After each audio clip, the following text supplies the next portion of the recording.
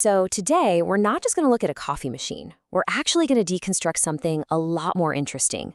That precise moment, that break point, when a premium product stops feeling like some kind of luxury and starts feeling like the only logical choice. You know, it all starts with a feeling I think most of us know pretty well. A bad coffee setup doesn't usually fail with a big explosion. It fails quietly.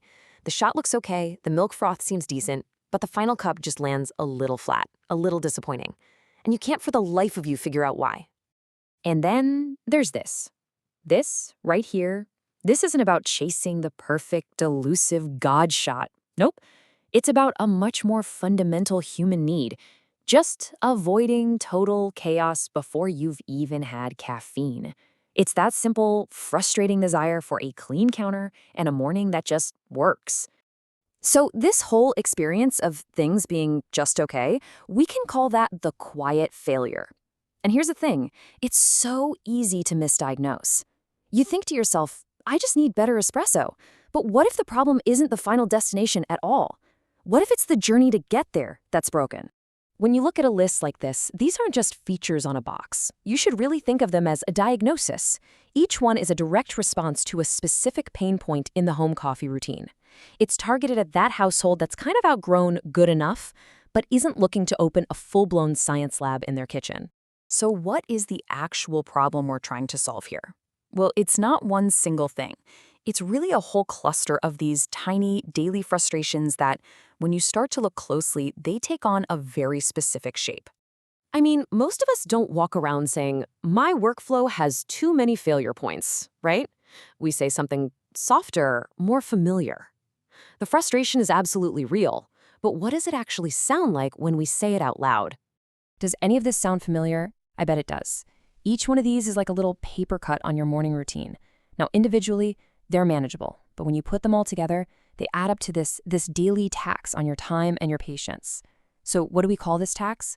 Well, this feeling, it actually has a name. Intervention burden. It's that constant low-level demand for you to step in, to correct, to basically babysit a process that really should be simple. It's the gap between what the machine needs and what you can realistically give at 7 in the morning. And this is why a machine like this is so psychologically effective. It's not just attacking the effort, it's attacking the embarrassment of a messy, unpredictable process. The real emotional payoff isn't about feeling fancy. It's that profound sense of relief you get when things just work.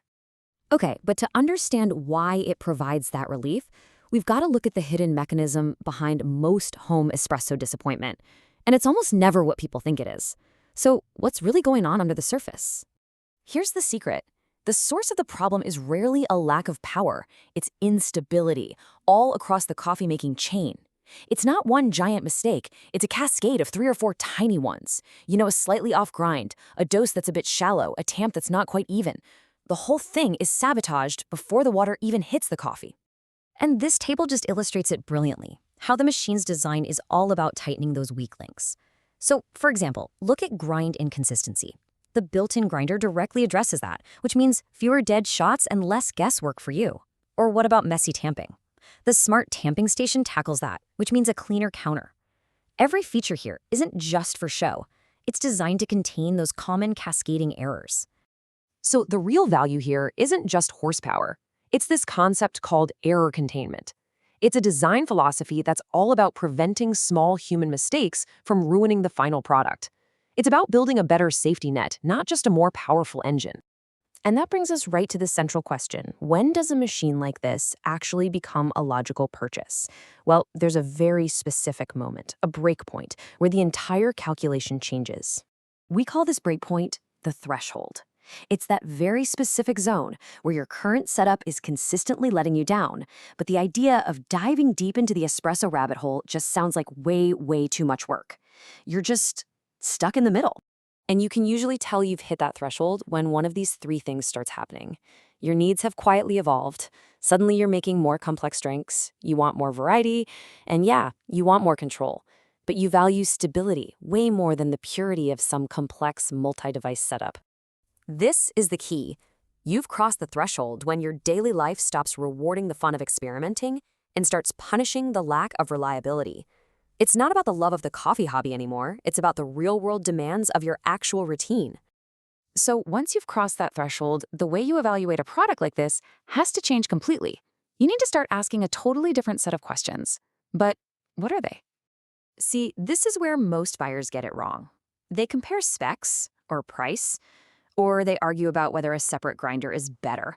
But that's the shallow comparison. The real question, the one that actually matters after you've crossed that threshold, is about friction. Does this machine reduce the daily frictions that are currently wrecking my morning?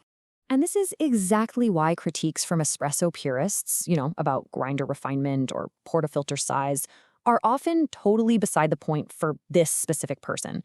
Those critiques are valid, sure, but they're aimed at a completely different user with a completely different set of problems. This machine isn't designed for the purist. It's designed for the rest of us whose routine is quietly falling apart. So after all that, we've arrived at the final question. What is the one situation where this machine stops being just another pricey appliance and becomes the most logical solution you can put on your counter? It becomes the logical choice when your coffee life is leaking in 3 places at once: consistency, effort, and range. You want a major upgrade in all 3 areas, but you absolutely do not want it to become some new all-consuming hobby. But, and this is so important to understand, it doesn't remove your responsibility entirely. Look at the table. It solves the gap between your ambition and the machine's usability. It reduces all that trial and error.